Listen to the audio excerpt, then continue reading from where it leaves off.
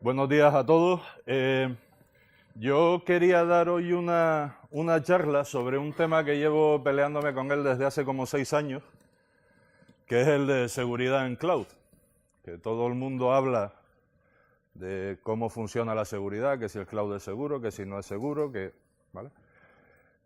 Cuando yo hablo con mis colegas del sector sobre seguridad en cloud me cuentan cosas como muy esotéricas, ¿no? Como que no hay derecho de auditoría, no está garantizada la situación de los datos en un país o en otro, pero nadie me habla. Vamos a esperar al resto, compañeros. Pero nadie me habla de la realidad tecnológica que hay por debajo. Nadie me dice, coño, esto es inseguro porque no tiene firewall. Es inseguro porque las redes no están bien segmentadas. Es inseguro porque no se puede garantizar el aislamiento en el almacenamiento, ¿vale? Entonces, lo que yo quería contaros hoy es cómo se hace eso. O sea, dejarnos de hablar de cosas esotéricas y un poco abstractas a alto nivel y bajar un poco más al terreno desde un punto de vista TIC, pues esto cómo se monta, ¿no? Por supuesto, todo lo que os voy a contar aquí hoy es discutible. Habrá clouds públicas que tengan unas cosas y habrá otras que no las tengan. Habrá otras que tengan aislado todo el tráfico por private VLANs y habrá otras que no lo tengan así o que simplemente no lo aíslen, ¿vale? Yo os voy a hablar de cómo se hace en los sitios, vamos a decirle, serios, ¿vale? Entonces, como primera cuestión, algo muy sencillo, cuando cualquiera de vosotros se plantea, o cualquier empresa se plantea ir a una solución tecnológica, la que sea, las preguntas son siempre las mismas. O sea, la primera cuestión es que aquello tiene que hacer lo que yo necesito. Si no lo hace, se acabó. Me da igual que sea seguro, que no sea seguro, da lo mismo. La segunda cuestión es que sea interoperable, que yo pueda integrarlo con lo que tengo. Si yo tengo una serie de máquinas en un entorno físico, tengo que poder integrarlas con las máquinas que tenga en mi entorno cloud. Yo puedo decir, bueno, lo integro en capa 3, ¿vale? O sea, subo hasta arriba y ahí lo integro con una VPN, fantástico, pero las latencias se te van, ¿de acuerdo? Con lo cual, pues ya no te vale, ya no hace lo que necesitamos que haga. O sea, cuando decimos que tiene que ser interoperable es que tiene que funcionar como yo necesite. Y si yo necesito latencias por debajo del milisegundo, pues necesito que eso me lo ofrezca, ¿vale? Y la última pata, que muchas veces se pierde, es que tiene que ser seguro. ¿Pero qué quiere decir ser seguro? Por lo pronto que yo me sienta cómodo con el nivel de seguridad que me da, ¿vale? No, nadie va a poder garantizar que ninguna plataforma, ni en cloud ni en físico, es segura. Nadie. Segura al 100%, quiero decir, inviolable. Por mucho que digan, tú te puedes ir a la cama teniendo la plataforma más robusta y más sólida del planeta y levantarte por la mañana con un queso gruyère. Simplemente porque esa noche hay un filipino que ha encontrado una vulnerabilidad nueva de 0 days y de repente tu plataforma pasa a ser un queso, ¿vale? Con lo cual, lo que yo puedo decir con respecto a seguridad es que yo me tengo que sentir cómodo con el nivel de seguridad que me da, ¿vale? Si todo esto se cumple, pues a mí eso me vale como solución TIC, ¿vale? Con lo cual, cuando este planteamiento nos lo hacemos en entornos cloud, sin embargo, se mete un montón de metafísica alrededor. ¿Dónde están mis datos? ¿Cómo van a volar? Yo me acuerdo, tuvimos un caso de un cliente que me pedía garantías de que sus máquinas nunca iban a salir de España, sus máquinas virtuales. Yo decía, mira, yo solo tengo data centers en Logroño y en Madrid, no pueden salir. Sí, ya, pero ¿cómo me garantizas que no salen? Coño, porque no tengo data centers fuera de España. O sea, no tengo data centers, no hay un host fuera de España al que esas máquinas puedan volar. Sí, ya, pero ¿qué mecanismos tienes? Joder, ¿vale? ¿Entiendes? Entonces, hay como una nube alrededor de eso que parece que todo puede ocurrir. ¿Cuáles son los entornos que más están yendo hacia el cloud? De forma masiva. Por supuesto, todo lo que es desarrollo y testing, eso, la gente ahora mismo ya no se lo plantea demasiado, ¿vale? Se va al cloud y se acabó. Y en general, la mayoría de los sitios web, bueno, la mayoría, una parte importante de los sitios web suelen irse a cloud, ¿vale? Así como hasta el año pasado la palabra mágica que aparecía en todas las nubes, en todos los tags estos de palabras, era seguridad, ¿vale? Seguridad era lo que más pesaba. Si tú buscabas cualquier nube de palabras relacionada con cloud, era seguridad. Parece que el mundo se está volviendo más sensato y ahora ya, pues bueno, pues web, semántica, en fin. Hay un montón de cosas que se consideran importantes más allá de la seguridad. También, por otro lado, el porcentaje de empresas que ven la seguridad como el factor más crítico a la hora de irse a cloud también ha bajado, ¿vale? Antes era un 47, ahora es un 41, el año que viene seguirá bajando. Y por contra, el número de empresas que consideran que la estrategia en cloud es crítica, es importante, es relevante para que eso funcione, también va aumentando. ¿De acuerdo? O sea que parece que el mundo va tomando conciencia de que esa nube mística, eso pues, como decía Yoda, ¿no? La fuerza, la vida la crea y la hace crecer y se mueve, ¿no? Pues el cloud no tiene nada de místico. Entonces parece que ese miedo, esa creencia se va disipando. De hecho, ya hay proyectos a nivel de Comisión Europea, como este que os pongo aquí, de Tredisec, que se basan en garantizar seguridad extremo a extremo con almacenamiento cifrado de forma, digamos, usable. ¿De acuerdo? O sea, cuando ya empiezan a haber proyectos de este tipo, parece que el mundo empieza a ordenarse un poco, ¿no? Lo cual hasta ahora no ocurría. Sobre esa perspectiva, siempre tenemos la misma cuestión. Sí, ya, pero es que yo, si tengo las máquinas en mis instalaciones y en mi sala de servidores, esto está mucho más seguro. Eso es como decir que me voy al banco, saco todo el dinero y lo meto debajo del colchón, porque así lo tengo debajo del colchón y está mucho más seguro. Aunque no tenga ni alarma, ni detector de intrusión en casa, ni cámaras de videovigilancia, ni todos los mecanismos de seguridad que puede tener un banco. ¿Vale?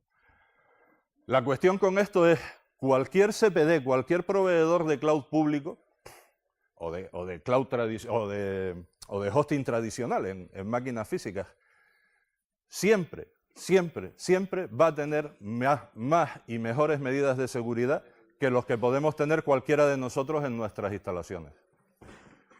¿Por qué? Por una simple cuestión de economía de escalas. Cualquier proveedor de cloud pública de entrada se puede permitir tener 2 enlaces a 10 gigas conectados con 2 POPs distintos, a su vez todo montado en un anillo, tener grupos electrógenos, tener SAI, hacia arriba tener toda la red redundada, tener todo el core de comunicaciones entrelazado, etcétera, etcétera, etcétera. Tener cortafuegos, tener IPS, tener a un tío experto en base de datos, un tío experto en servidores, un tío experto en redes, un tío experto en seguridad, ¿vale? Y no al tío de informática, que lo tiene que hacer todo, ¿vale? Y lo que no sepa, que lo busque en Google, ¿vale?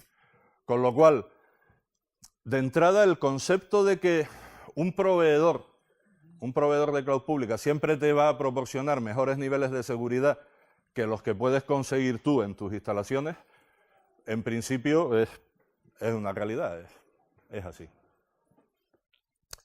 Luego viene la siguiente pregunta. Si realmente la seguridad en cloud es tan peligrosa, tan deficiente, ¿será porque hay ataques distintos? ¿Será porque hay cosas diferentes? ¿Será porque los malos intentan cosas distintas con el cloud? Porque si yo pongo mi hosting, o sea, al final tenemos que tener en cuenta que todo esto se basa en que hay un servidor con una IP pública sirviendo a la calle que está a 10 milisegundos de Alcobendas y a 150 milisegundos de Singapur, ¿vale? O sea, yo puedo atacarlo exactamente igual, esté en Alcobendas o en Singapur. ¿Por qué? Porque tiene una IP pública y yo me conecto. O intento conectarme, intento hacer cosas feas, ¿vale?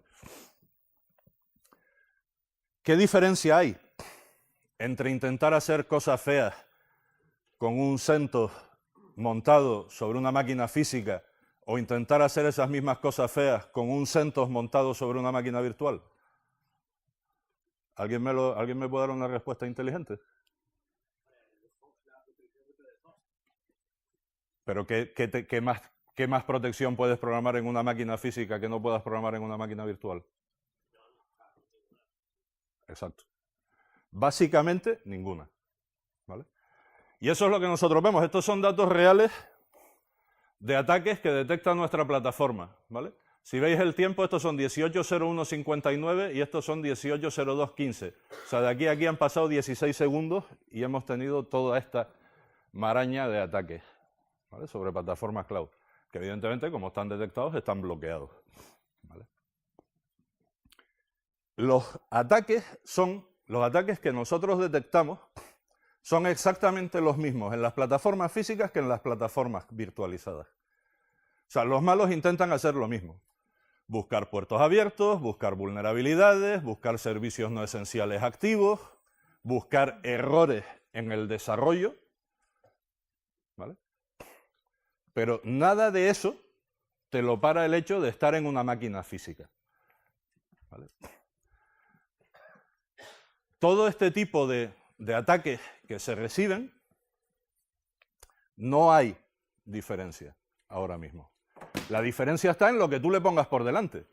Si tú no le pones por delante un firewall a la máquina física y no se lo pones a la máquina virtual, el riesgo es el mismo.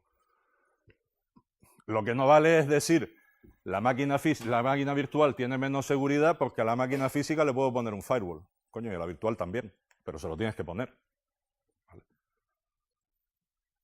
Tengo más riesgo porque con la máquina física yo puedo levantar una VPN y con la virtual, ¿algún problema? ¿En montar un terminador de túneles en una máquina virtual?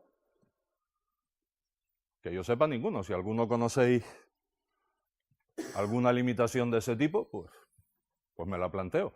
Pero no hay ninguna limitación que me impida montar las mismas herramientas de seguridad que monto sobre una plataforma física, montarlas sobre una plataforma virtual. Estos son los eventos que recibimos, eventos sospechosos, ¿vale? De distintos países. Como veis, la globalización es un hecho. O sea, lo que os decía antes de que Singapur está a 150 milisegundos, ¿vale? Bueno, un poco más, 200, ¿vale? O sea, nosotros recibimos eventos a cascoporro, ¿vale? Desde Estados Unidos, Francia, México, China, Rusia, Holanda, Ecuador, ¿vale?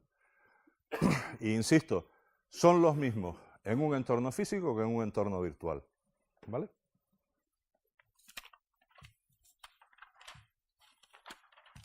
Entonces, visto esto, partiendo de esta base, de que a priori no hay una gran diferencia si la infraestructura está bien montada, evidentemente.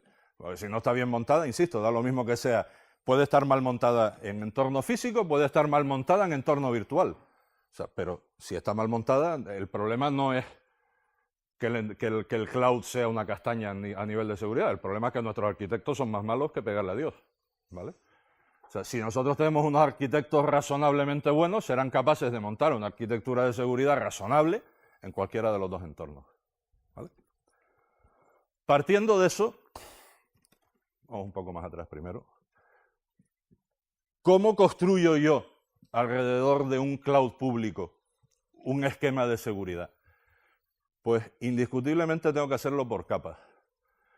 La mayoría de las organizaciones pretenden dotar a las plataformas de seguridad a base de insertar CD, install, siguiente, siguiente, siguiente, me lo asegure, está asegurado, no te preocupes, vete a dormir tranquilo, ¿vale? Eso no existe. Fin. O sea, no existe ninguna herramienta que te garantice la seguridad de ninguna plataforma, ni física ni virtual. Necesitas estructurarlo por capas. O sea, tú tienes que construir la seguridad alrededor de tus servicios por capas. Tienes una capa de data center, una capa de comunicaciones, una capa de almacenamiento, y en cada una tienes que ir construyendo la parte que le corresponde de seguridad, ¿vale? Y al final, a lo que te queda, le das un barniz a base de cortafuegos, sistemas de detección de intrusiones, firewall de capa 7, bla, bla, bla. ¿De acuerdo? Pero empezamos siempre construyendo de abajo hacia arriba. ¿Qué es lo primero que tenemos? Lo primero que tenemos es esa parte que digo yo siempre de que esto no es como lo de Yoda, ¿no? La fuerza, la vida la crea, la hace crecer, fluye. No, esto ni fluye ni leche. O sea, estos son máquinas virtuales que corren en un entorno físico. Y como corren en un entorno físico, mi primer problema es que tienen que tener corriente, tienen que tener frío, tienen que tener una humedad relativa razonable, ¿vale? Tiene que haber unos procesos para gestionar todo eso. Entonces, la seguridad del cloud empieza en el data center. Por supuesto, tengo que tener redundancia de comunicaciones, redundancia de suministro eléctrico, redundancia en el sistema de climatización, porque yo puedo tener el mejor cloud del mundo, pero si se me para la climatización, aquello se cae en 30 minutos. Vamos, en 30 minutos si tienes suerte, ¿vale? Cloud tiene una cuestión un poco particular a nivel de data center sobre los entornos tradicionales, ¿vale? Y por eso pongo este punto. En un entorno tradicional tú tienes un rack, tienes 42 servidores, fin de la película, 42 servidores, 42 instancias de sistema operativo, ¿vale? Y dentro de eso pues tendrás corriendo lo que sea. La variación de carga que yo tengo a nivel de CPU, a nivel de consumo eléctrico, a nivel de generación de calor, pues más o menos la tendré controlada. Porque yo en un rack, insisto, 40 instancias de sistema operativo, se acabó, 42. Si peto el rack hasta arriba. Pero en un entorno cloud, en un rack yo puedo tener hasta 1500 instancias de sistema operativo, ¿vale? Con lo cual, los picos que tengo de consumo, o sea, las desviaciones que tengo entre las 3 de la madrugada y las 9:30 de la mañana son descomunales. O sea, yo puedo tener un rack consumiéndome 3 kilovatios y medio a las 3 de la madrugada y consumiéndome 12 kilovatios a las 9:30 de la mañana cuando todo el mundo entra en las oficinas y empieza la fiesta, ¿vale? Con lo cual necesito la particularidad en un entorno virtualizado es que a nivel de data center yo tengo que monitorizar a nivel de rack. No puedo quedarme con una monitorización general a nivel de lineal o a nivel de sala, ¿vale? Porque un determinado rack se me puede disparar, ¿de acuerdo? Probablemente la parte de redes sea la más delicada en lo que es arquitectura a nivel de cloud. La primera cuestión, y que es impepinable, pero esto ya viene del mundo físico, del mundo nuestro de toda la vida, es que tiene que haber redundancia de caminos, ¿vale? Eso entiendo que todo el mundo lo puede entender. O sea, todos los SX, todos los hosts tienen que salir a 2 switches, cada uno de esos switches tienen que salir a 2 de agregación, cada uno a 2 cores, y cada uno a 2 routers y tener 2 líneas de comunicaciones.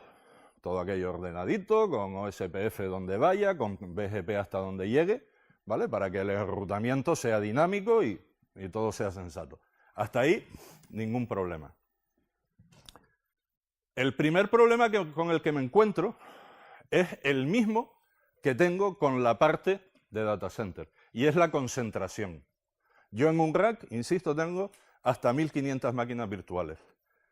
Todo eso, de acuerdo, la conectividad está a 10G, sí, por supuesto. O sea, todos esos hosts se conectan con balanceadores, cortafuegos, switches, etcétera, etcétera, con canutos a 10G. Fantástico.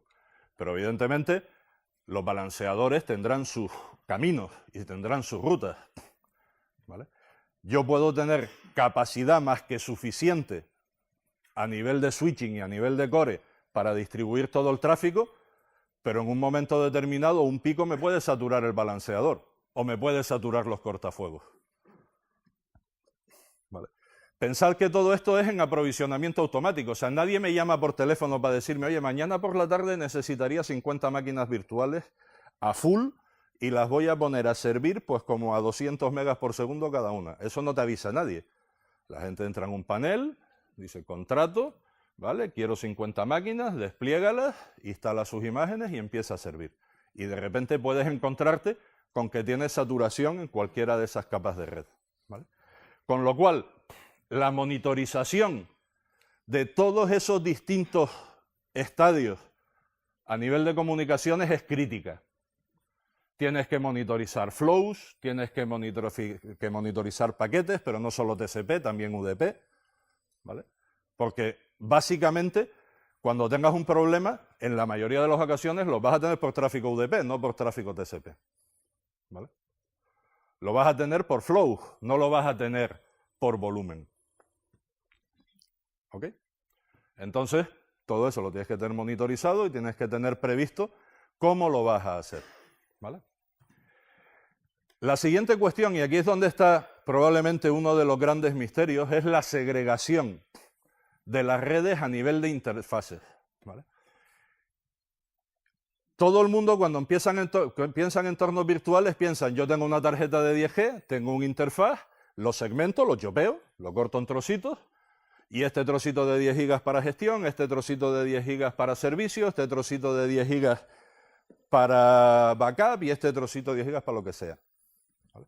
Ahí puedes tener un problema de seguridad, porque en un momento determinado es el no tener los interfaces de comunicaciones separados puede permitir en un momento dado que alguien consiga, porque está en el mismo interfaz, al final la tarjeta de red física por la que el tráfico entra o sale es la misma. Entonces, en una misma tarjeta de red tienes direccionamiento privado para la red de gestión y para la red de vMotion y tienes direccionamiento público para el servicio de todas esas máquinas hacia la calle. ¿Vale? Entonces, la primera cuestión que tienes en este nivel es que tienes que segregar las redes por interfaces físicos en la salida de lo que tengas de computación. Si usas Blades, pues en la salida del chasis tienes que tener 4 o 5 interfaces de red, ¿vale? Por supuesto, redundados, lo que decíamos arriba, o sea, 8 o 10, porque tiene que haber redundancia de caminos. De manera que tú tienes garantizado que nadie desde la calle va a poder acceder a la red de gestión. Nadie va a poder gestionar tu cloud en remoto aunque aparezca una vulnerabilidad que deje aquello en pelota picada. ¿Vale? Porque va por otro interfaz. No hay mezcla de tráfico. Cuando se lanzan las copias de seguridad, o sea, cuando empiezan a saltar copias de seguridad, imaginaros que estamos hablando de hacer copias de seguridad de 1500 máquinas virtuales. Y volvemos a lo mismo. Aquí cada uno, esto es el service. O sea, tú te puedes poner pues, un muslito de pollo con tu poquito de arroz o te puedes poner un pollo entero con media paella. ¿Vale? Entonces, en ese momento en el que se lanzan todas las copias, puedes saturar todos los enlaces. Vuelves otra vez al mismo problema de aquí arriba, gestión de capacidad por concentración de tráfico. Con lo cual, el backup tiene que ir por una red propia, por una interfaz de red, de forma que no te sature todo el esquema. ¿Vale? Lo mismo te pasa cuando se cae un host físico. Cuando se cae un host físico, la gente piensa que esto es magia. Lo del vMotion piensa, no, las máquinas vuelan una leche. ¿Vale? O sea, se genera un tráfico de cuidado. ¿Vale? Porque las máquinas realmente están sobre un almacenamiento. O sea, lo que el hipervisor le dice al control, lo que el hipervisor hace es decir, esta máquina ya no corre en este CX, corre en este, y el direccionamiento está en este datastore y en esta LUN. ¿Vale? Vete aquí y pilla la máquina. ¿Vale? Pero el tráfico que se genera, tela. Entonces, necesitas que la red de movilidad de máquinas en 3X también esté segregada. ¿De acuerdo? Entonces, esta parte también es fundamental. Otra cuestión importante es cómo aislar la red pública, el tráfico privado del tráfico público. ¿Vale? En principio, lo que se suele hacer es todo el tráfico este-oeste va solo y exclusivamente por redes privadas. Si tú en tu panel de cloud tienes 30 servidores virtuales, el tráfico que tú quieras generar entre esos 30 servidores virtuales va siempre por IPs privadas y por redes privadas. No están publicadas hacia el exterior. ¿Vale? Y el tráfico que va hacia redes públicas, que es el tráfico norte-sur, sí va con direccionamiento público. ¿Vale? Pero todo el tráfico intramáquinas va siempre por redes privadas. De esa manera, nadie puede hacer un ping a 192.168.047, ¿vale? Que sería tu IP de tu motor de base de datos, al que se conecta tu servidor web para hacer lo que quiera. ¿Vale? ¿Cómo vamos de tiempo? Ah, muy bien, joder. ¿Vale? ¿De acuerdo? Luego, tienes también que conseguir aislar el tráfico de las máquinas virtuales entre clientes que al final están dentro de un mismo host físico, dentro de una misma máquina. Normalmente lo que haces ahí es llevar una private VLAN a cada cliente. Cada cliente tiene su private VLAN. ¿Vale? Con lo cual, no pueden generar tráfico hacia máquinas aunque estén en el mismo host, porque están en VLANs distintas. Aquí estamos hablando de arquitectura, porque ¿cuál es el problema de todo esto? Ninguno estamos exentos de que un día aparezca una vulnerabilidad. Tú puedes dejar toda esta responsabilidad de la seguridad sobre el hipervisor y decir, no, es el hipervisor el que se encarga, la señora no recibe, yo no me encargo de esto. ¿Vale? A mí los señores de VMware o de Citrix o de Oracle o lo que quiera que sea, ellos a mí me garantizan la seguridad y yo no me mojo. Si haces eso, pues bueno, está muy bien, es una posibilidad, pero corre siempre el riesgo de que una vulnerabilidad que surja en un momento dado te deje en pañales. ¿Vale? Entonces, si tú lo montas a nivel de arquitectura basándote en lo que es la arquitectura de red de toda la vida, es bastante más difícil. Es mucho más difícil, o sea, no te puede aparecer una vulnerabilidad que permita tráfico entre VLANs distintas si tú las tienes, si tienes que subir hasta el firewall y volver a bajar. ¿Vale? O sea, en capa 2 no hay visibilidad. En capa 3 podía haberla, pero está cortado en el firewall. ¿Vale? Luego tienes algunas medidas para evitar el anti-spoofing, para evitar el spoofing, por eso se llama anti-spoofing, ¿vale? Que te pueden ayudar en toda esta parte, como es directamente en el routing, tener implementadas las tablas ARP, ¿vale? Para garantizar que las MACs que tú tienes asignadas a una determinada interfaz nunca se puedan cambiar. Tú dices, oye, esta MAC va con este host y va con esta interfaz de red. Y se acabó. Y la MAC de la interfaz no se puede cambiar. Nadie va a poder meterme una máquina virtual en la VLAN del vecino, porque no puede cambiar su MAC. ¿Vale? También se permiten hacer cosas como machear el MAC de la interfaz con la MAC que viene en el paquete. ¿Vale? Para que nadie pueda generar un paquete desde una subred distinta, porque por los cuernos del diablo ha conseguido la dirección MAC de la máquina del vecino. ¿Vale? Entonces, aquí a nivel de arquitectura de red, tú macheas que la MAC del paquete y la MAC de la interfaz son las mismas, entonces le das curso a ese paquete. Si no, te lo zumbas. ¿Vale? Porque alguien está intentando hacer cosas feas si lo haces así. ¿De acuerdo? Y luego, por supuesto, puedes montar redes privadas virtuales para dar conectividad a todo eso en capa 3. O sea, esto todo es capa 2, estamos dentro del host. ¿Vale? Si tú quieres saltarte todo eso, pues chicos, hazlo de una manera sensata. Pones una VPN, ¿vale? Y enganchas 2 VLANs a través de una VPN. ¿Vale? 2 VLANs o lo que te parezca oportuno. ¿De acuerdo? El almacenamiento es otra parte bastante delicada. Volvemos al mismo concepto de antes con las redes. Tiene que haber alta disponibilidad a nivel lógico y a nivel físico. O sea, donde esté el almacenamiento tiene que tener doble fuente de alimentación y tiene que tener doble tarjetería de red para dar servicio, pero también a nivel lógico. Tienes que tener un nivel de RAID razonable para que si se cae un disco, aquello siga funcionando, o si se cae un cajón entero, aquello siga funcionando. Pero la primera situación que se da es cómo aíslo yo el espacio que me da un determinado volumen. ¿Vale? El aislamiento normalmente se hace por datastores. O sea, yo presento un determinado datastore a un determinado SX para que sirva a las máquinas de una determinada VLAN. ¿Vale? Y todo eso enlaza lo uno con lo otro. De esa forma es de la que puedo garantizar el aislamiento y el direccionamiento. Tengo que tener en cuenta el rendimiento que me va a dar el sistema. Volvemos a lo de siempre. Estamos hablando de enganchar 1500 servidores contra un único dispositivo. En el pasado, cuando tú tenías una cabina que te daba 25.000 IOPS, aquello era un pepino. Pues claro, tenías 25.000 IOPS para 40 servidores.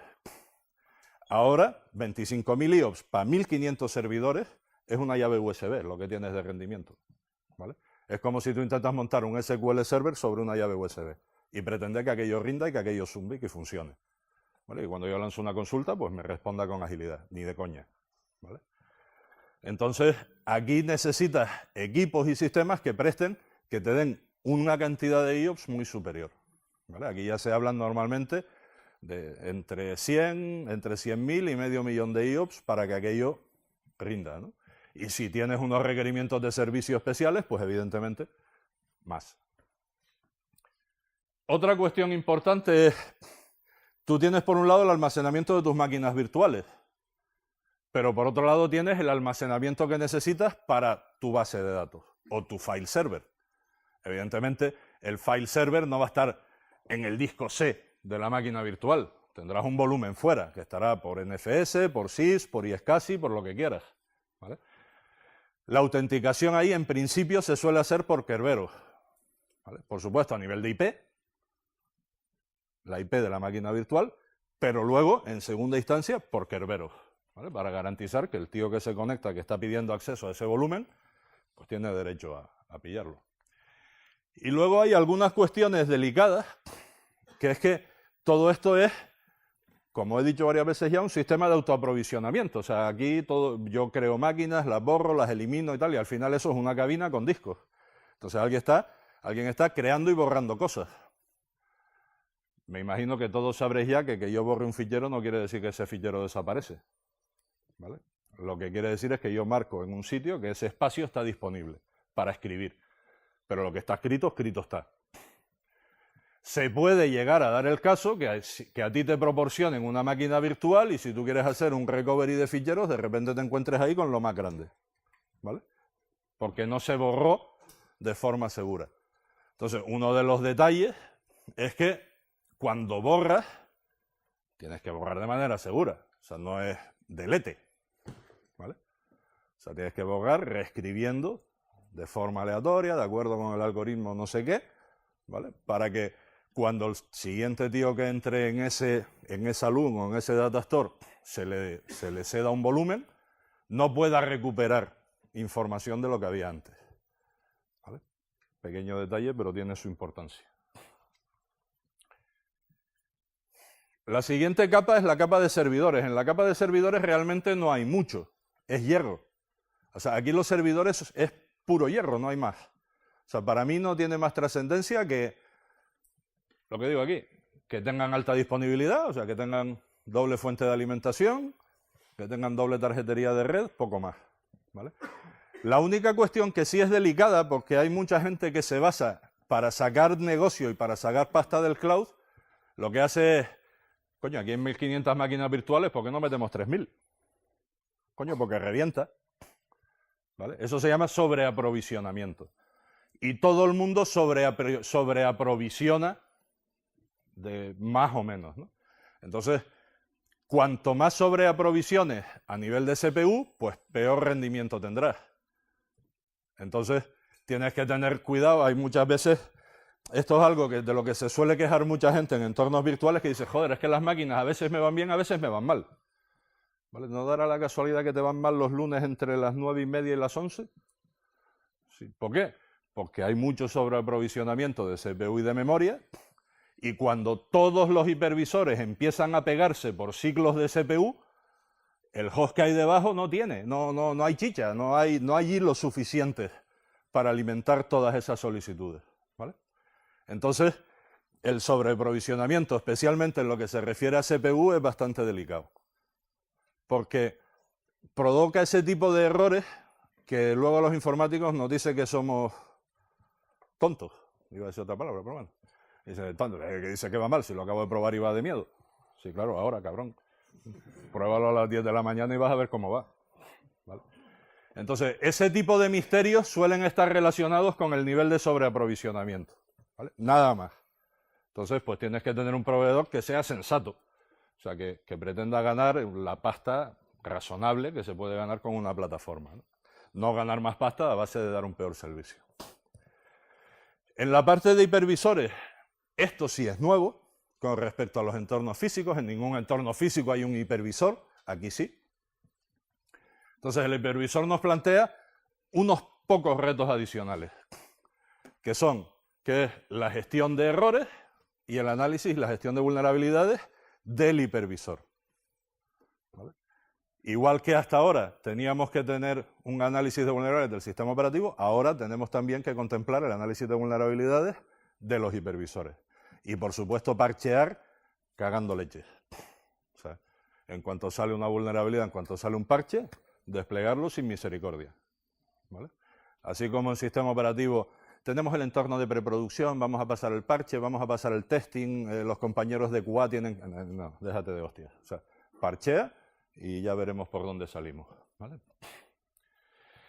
A nivel de plantillas, al final, ¿esto en qué se basa? Yo me creo una máquina virtual. Cuando digo, créame una máquina virtual, aquello lo que coge es una plantilla de Windows Server 2012, de Debian, de SUSE, de Red Hat, de lo que sea, y hace... te la monta y te la presenta. ¿Vale?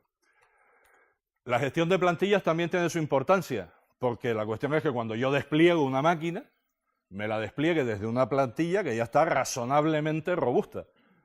O sea, la plantilla, el tío que la ha hecho ya me ha pasado los últimos service packs o los últimos parches, me ha dejado cerrados los puertos que no son necesarios, ¿vale? Me ha dejado creado una gestión de usuarios mínima razonable, la password de root no es root 123, ¿vale? Todo ese tipo de cosas, ¿vale?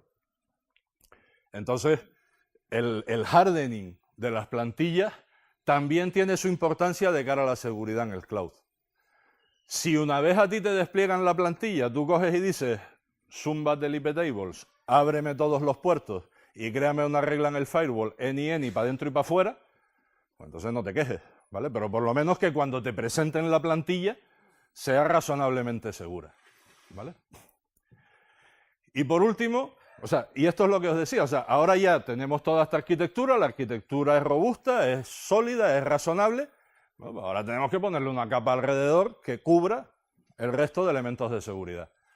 Monitorización, gestión del fraude, proteger frente a ataques de denegación de servicio, etc.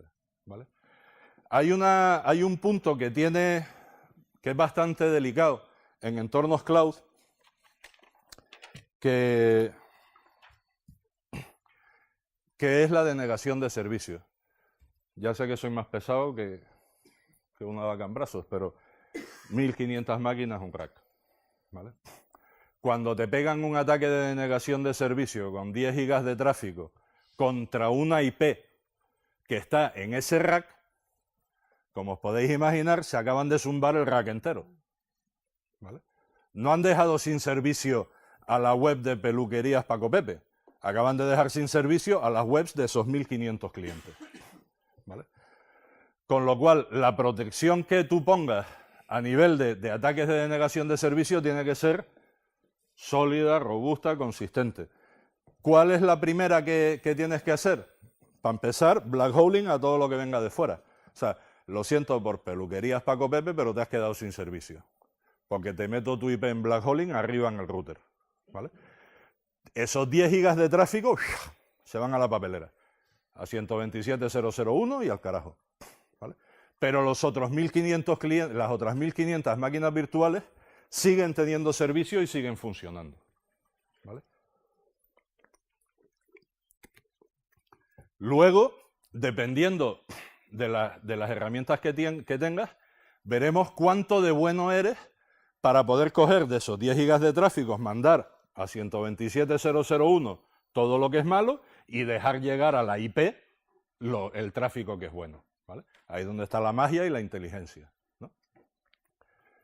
El resto de herramientas de seguridad entiendo que son más o menos conocidas. Es básicamente lo mismo que harías en un entorno físico. Tú en un entorno físico protegerías frente a código malicioso, pues en un entorno virtual también. En un entorno físico pondrías un sistema de detección y prevención de intrusos, pues en un entorno virtual también, ¿vale? No tiene mucho más misterio. Y la última capa de todas es el orquestador. O sea, nosotros hasta ahora hemos estado hablando que tenemos una red, tenemos unos servidores, un almacenamiento, ¿vale? Tenemos una infraestructura y una arquitectura más o menos chula, bien hecha, porque resulta que al final nuestros arquitectos no son tan inútiles y han conseguido montar algo serio, ¿vale? Pues al final yo tengo que poner un orquestador encima de eso que sea capaz de, cuando alguien dice, quiero una máquina virtual desde esta plantilla, pues coño, la aprovisione aquí, dé de alta el volumen en el disco, lo direccione, se lo asigne a esa dirección IP, bloquee las MACs, o sea, haga toda la magia necesaria para que esa máquina tenga servicio, ¿vale? Entonces, todo eso se integra en el orquestador. Tú puedes coger y desarrollarte un orquestador, o puedes coger un orquestador de los que hay en el mercado. Puedes coger directamente el orquestador de VMware, o puedes hacerte tú el tuyo. Puedes coger OpenStack, o puedes montarte tú un orquestador. Si te coges un orquestador comercial, evidentemente vas a poder hacer lo que ese orquestador te permita. ¿De acuerdo? Si tú quieres poner unos firewalls de checkpoint, pues si el orquestador lo permite, fantástico, pero si no, estás jodido, ¿vale? Tendrás que utilizar el firewall propio que permite ese cacharro. A nivel de storage, tendrás que desplegar el storage que permite ese sistema. Mientras que si te lo haces tú, pues como todo en esta vida, haces lo que te da la gana, ¿vale? Si te lo haces tú, evidentemente, para que todo esto sea seguro, tienes que tener una serie de controles adicionales. Desarrollo seguro, o sea, tus programadores tienen que saber cómo se programan las cosas para no meter agujeros, para no meter bugs, para que no hayan problemas. Tienes que tener unos procesos de gestión de cambios, de gestión de problemas, de gestión de la configuración, bla, bla, bla, ¿vale? Pero en principio, con esto ya tienes cubiertas todas las capas de seguridad y habríamos hablado de lo que es los distintos elementos de la seguridad de un cloud, pero no desde las nubes y la cosa ética y mística, ¿no? En la vida real, lo que nosotros como ingenieros, como informáticos o como telecos manejamos, o como desarrolladores, cómo se aterriza y cómo se pone en tierra, ¿vale? Entonces, siempre quería terminar con esta frase, ¿no? de San Francisco de Asís, que decía, oye, tú empiezas haciendo lo que es imprescindible, ¿no? Que luego, pues llévalo hasta lo que es posible y de repente cuando te des cuenta estás haciendo lo imposible, ¿no? Y ya está, hasta aquí he terminado, ¿no? Estoy en tiempo.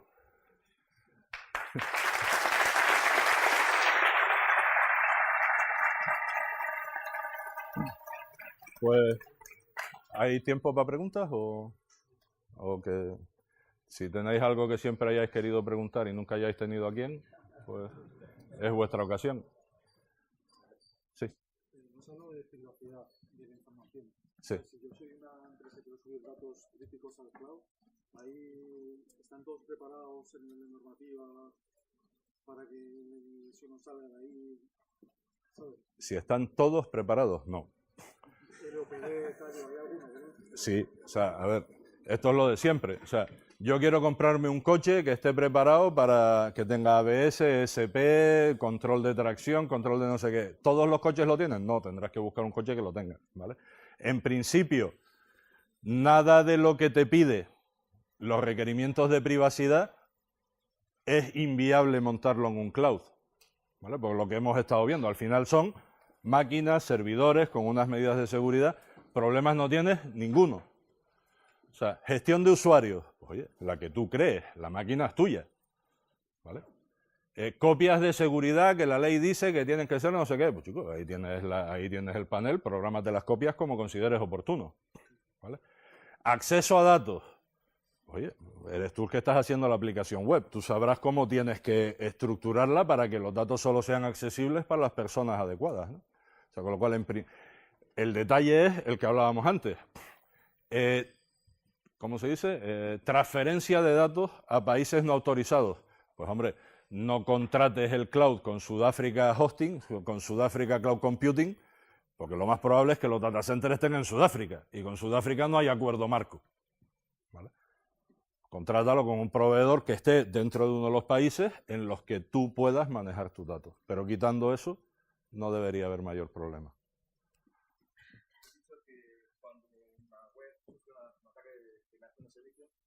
Esa IP pasa black box.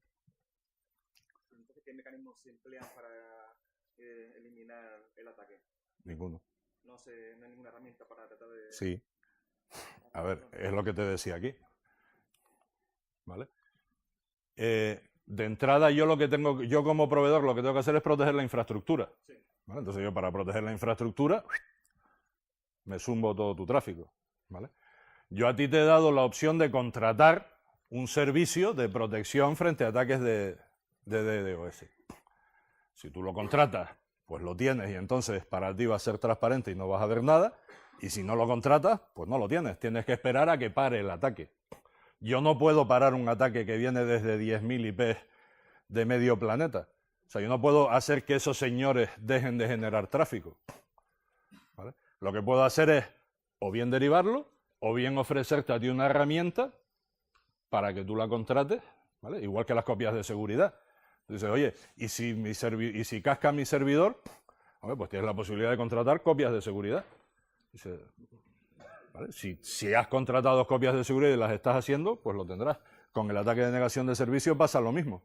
Cuando tú tengas un ataque de negación de servicio, tu IP se va a blackholing o hasta que cese el ataque, o si tienes contratado un servicio de anti-DDoS, pues en principio no deberías enterarte salvo que sea una canallada de ataque. ¿Vale? ¿Más? Asumiendo que alguno de tus clientes tiene introducciones, porque no podemos hacer eso para la China, si uno de tus clientes tiene, si su sistema es Vulnerado. ¿qué garantías hay de que ese compromiso no alcance al entorno de otros países? Todo lo que os he contado aquí.